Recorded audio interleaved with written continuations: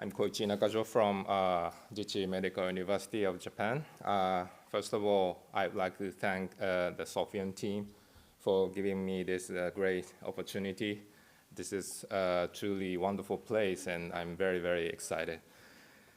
So I'm going to talk about the KB7.1 or KCNQ1 channel regulation by KCNE proteins. So the voltage-gated, KCNQ1 channel or KB7.1 channel is a 6-transmembrane protein, classical shaker-type potassium channel, and which is well known to be regulated by single transmembrane protein KCNE.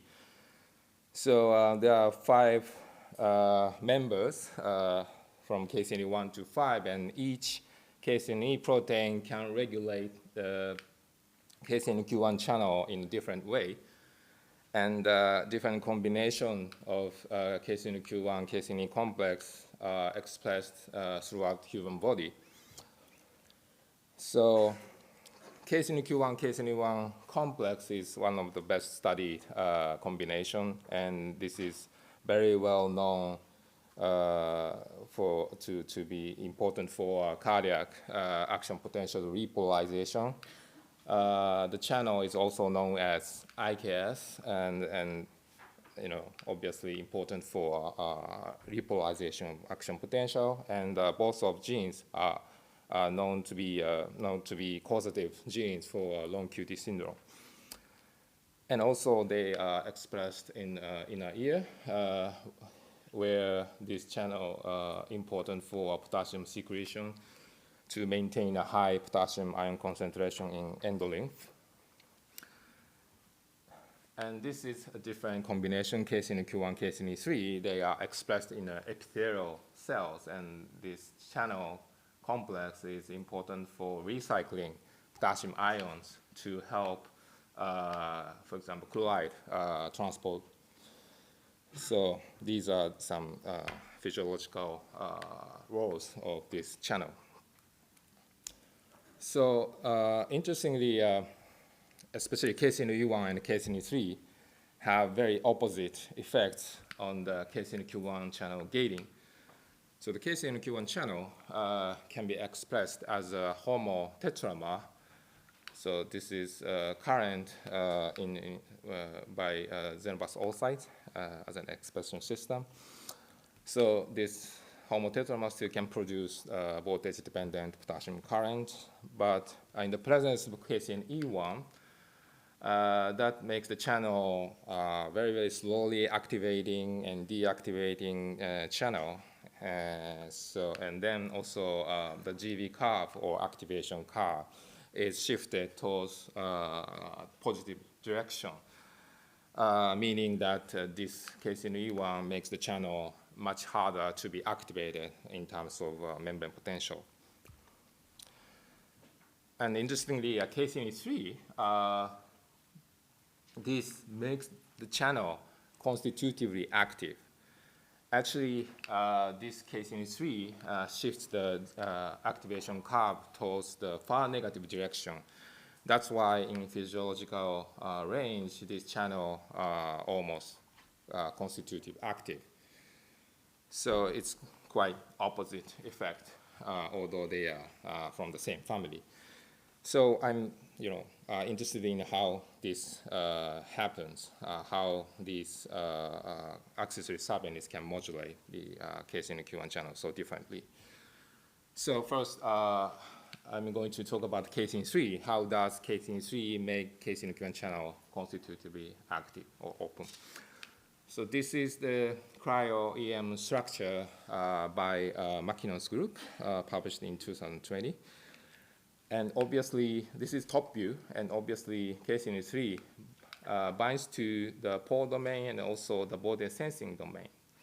But it actually binds to the S1 segment, the first transmembrane segment, instead of S4 segment. So we are interested in if this interaction between KCNE3 and S1 is important for modulation. So we evaluated the functional impact of the interaction between them. So this is the example of measurement and analysis. So basically, all experiments are done by using Xenobus oocytes. And so in this case, phenylalanine 127, this is on the S1 segment, and we mutated this phenylalanine into various hydrophobic amino acid residues from alanine, smallest alanine, to valine, leucine, and largest tryptophan. And we evaluated the constitutive activity by taking the conductance at minus 100 millivolt, so the G minus 100 millivolt as a index of constitutive activity. So in the wild type, it showed the very high constitutive activity, like 0.8. But each mutant showed much smaller constitutive activity, as shown by these arrows, and we plotted this constitutive activity against the size of hydrophobic, amino acid side chain of amino acid residues. And then, interestingly, we found that this showed a kind of bell-shaped profile. And wild type gave the best constitutive activity. And it means that this might be kind of size-dependent property.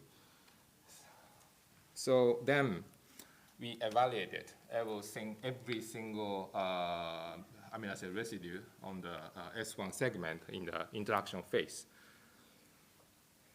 And then actually all of them showed the kind of bell-shaped profile, and black bars are from the wild type. So wild type is always the best. And then it looks like the size matters. There is kind of size dependence. And also, we also surveyed the other side, KCNE3. And again, all of them showed the bell-shaped profile. And again, the black bars, wild types, gave the best constitutive activity. So we concluded that interaction surface of S1 and KCNE3 are very well, tightly optimized. So this tight interaction may be required for the KCNE3 modulation. And then next, so we found that S1 segment is important for the modulation. So the next question is, does KCNE1 also bind to the S1 segment? So this is the KCNE3 case, but actually a KCNE1 complex structure is not yet available. So we just replaced the amino acid residues from this structure. So this is hypothetical interaction phase, but we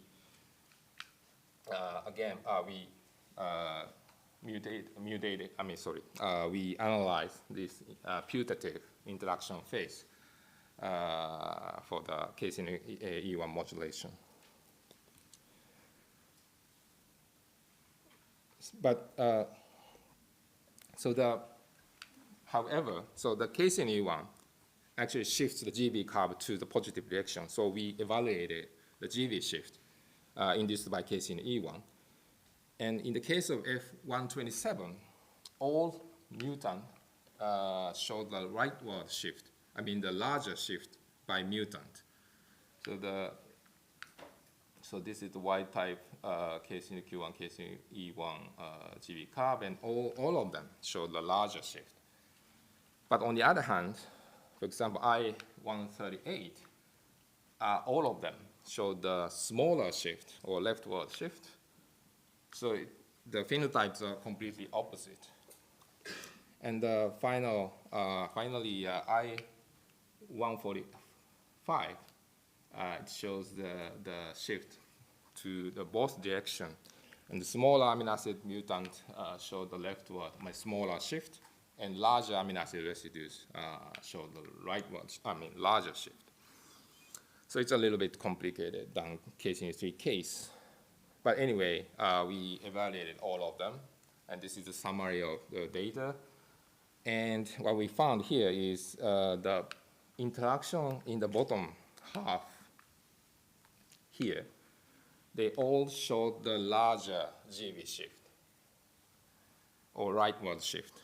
And again, there is kind of a U-shaped profile indicating still there is a size dependence. So probably this is the interaction phase. And then upper half of the S1 segment showed the smaller shift or leftward shift. And again, there's a bell-shaped profile indicating this is probably the interactions phase. And the rest of them showed the both direction. So, so this is a summary of the first part. So we found that the tight coupling between KCNE3 and the S1 segment of KCNE-Q1 stabilizes the open state, which is this is required for modulation by KCNE3, which makes the channel constitutively active. But in the case of KCNE1, it seems like KCNE1 also binds to the S1 segment of KCNE-Q1, although the binding mode may be state dependent. So what we think is in the closed state, the interaction of the upper half, maybe the interaction phase is important for stabilizing the closed state. And the bottom half, this half is important for stabilizing the open state. So yeah, this is the summary of the first part. Okay, so the next, I'm going to introduce some brief history of identification of KCNE genes as KCNE-Q1 subunits. So KCNE1 is originally cloned or isolated by a Japanese group by Professor Takumi and Nakanishi. At the time, it was thought that this single transmembrane protein might be for ion channel, but it turns out they are just auxiliary subunits for KCNE-Q1, or it is also known as KVLQT1 in 1996. And briefly after that, KCNE2 and KCNE3 were identified first as the subunits for other KB channels by Professor Jeff Abbott, unfortunately not here now, but he found those, identified these, but it turns out they are also subunits for KCNE-Q1. And then KCNE-E4 and E5 are reported as a KCNE-Q1 subunit in 2002. So this is the last member for now identified.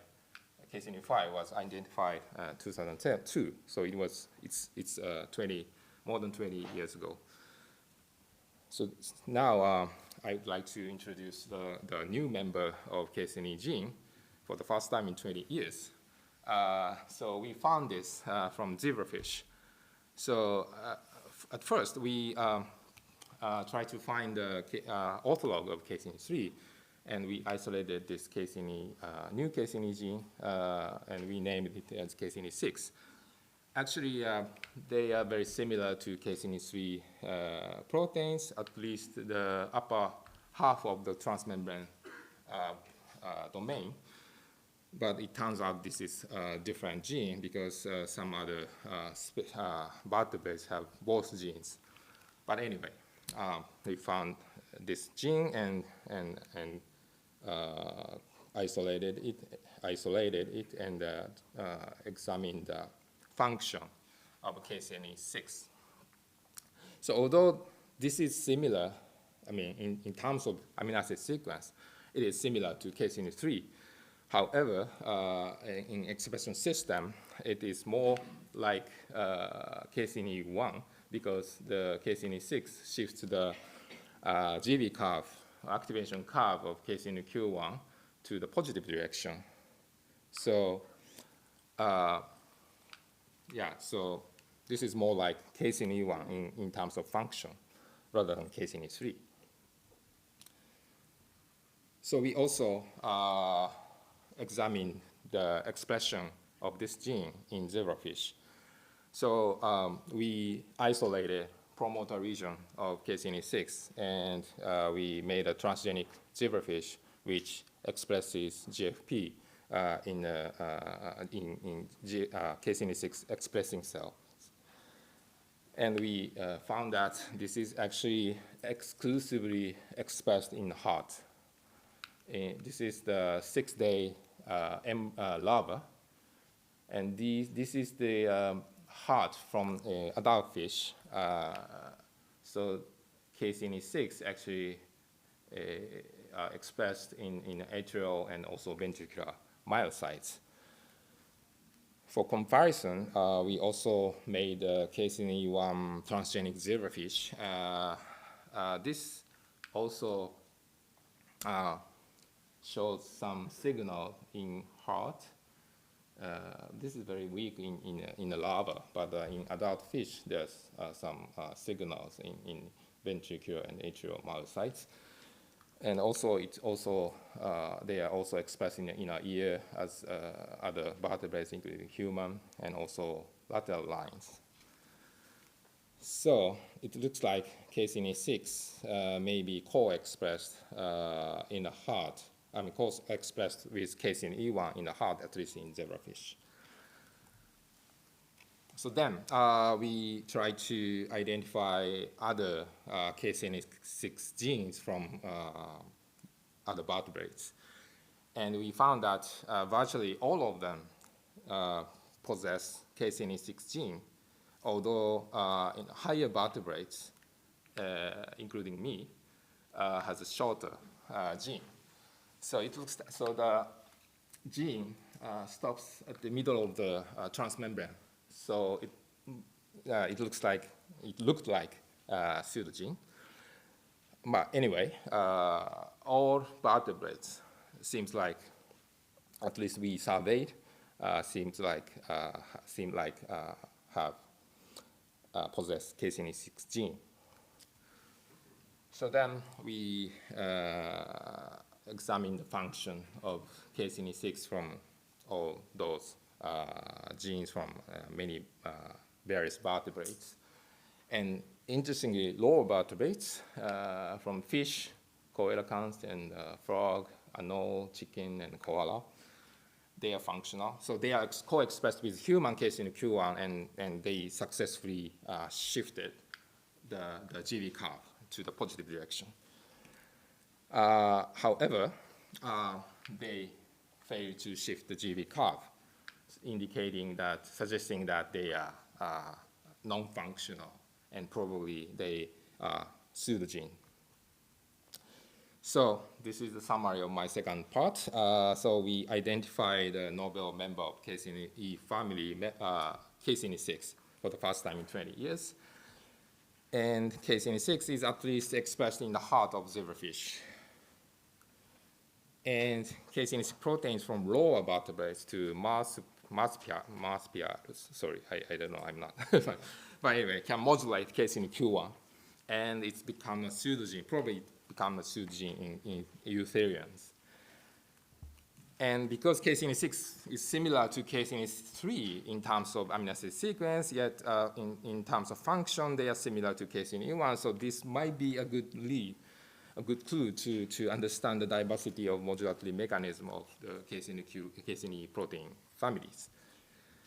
So I'd like to thank my collaborators and also my lab members, especially Dr. Kasia, who, today's work is almost done by this guy. Thank you very much for your attention.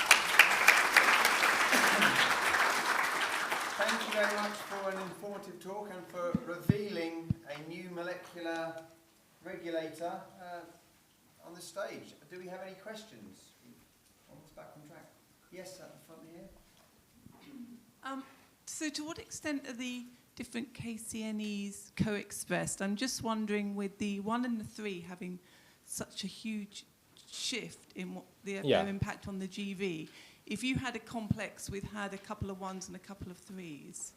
Yeah, that's a very good question. So, for example, basically in the heart, KCNE1 is thought to be a main subunit, but yet there are some other KCNE genes are expressed. So it's possible that the channel has various other, 1, 2, 3, 4. So it can be very complex, but we don't know still if that's the actually true in physiological condition. Thank you.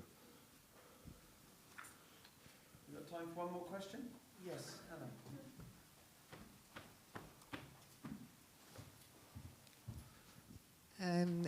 I found very interesting the interaction between KCNE1 and the S1 segment that you defined state dependent. Yeah. I noticed that KCNE1 has a glutamate residue, so is a charged residue on the... Glutamate. And so I was wondering, the interaction cannot be hydrophobic, at least on the top part. And did you investigated more this the function of this glutamate, which is absent in KCNE? Yeah, yeah. Thank you. We still don't know what's happening here. So the one possibility is this is not the actually interaction phase in at least in a certain state. So can be change the conformation or something. That's why it might produce the both direction. So actually, we don't know. We don't have an answer yet. Thank you. Thank you very much. Thank you.